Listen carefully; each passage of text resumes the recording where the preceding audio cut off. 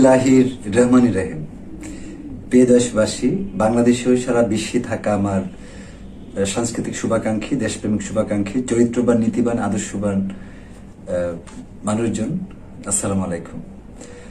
আলহামদুলিল্লাহ, মানে গত 6 থেকে 7 দিনে আমার 3টি বিশেষ খবর, ভালো খবর আমার জন্য আসছে। সেটা আল্লাহর রহমতে আসছে।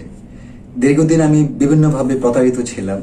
কিছু চরিত্রহীন, নীতিহীন, আদর্শহীন মানুষ আমাকে ঠকাবার চেষ্টা করছে। আল্লাহর দুনিয়াতে এবং আখিরাতে আল্লাহ তাদের উপরে গজব নাজির করবে যারা আমাকে 1 সেকেন্ডের জন্য কোনো ঠকিয়েছে। অনেকে দেখেছি তাদের বিচার আল্লাহ করেছে। আর যারা প্রতারক, মিথ্যাবাদী, চরিত্রহীনা, খারাপ, তাদের উপর আল্লাহ গজব নাজির হবে।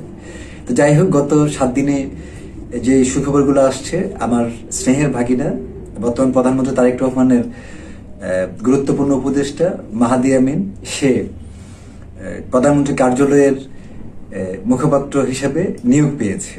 তো ডক্টর মাহাদি আমিন কেমব্রিজ বিশ্ববিদ্যালয়ের শিক্ষক এবং 2014 সাল থেকেই তারেক রহমানের সাথে আছে এবং এর আগে সে 4টা মন্ত্রণালয়ের দায়িত্ব পেয়েছে উপদেষ্টা হিসেবে: বৈদেশিক প্রবাসী কল্যাণ মন্ত্রণালয়, শ্রম মন্ত্রণালয়, শিক্ষা মন্ত্রণালয় এবং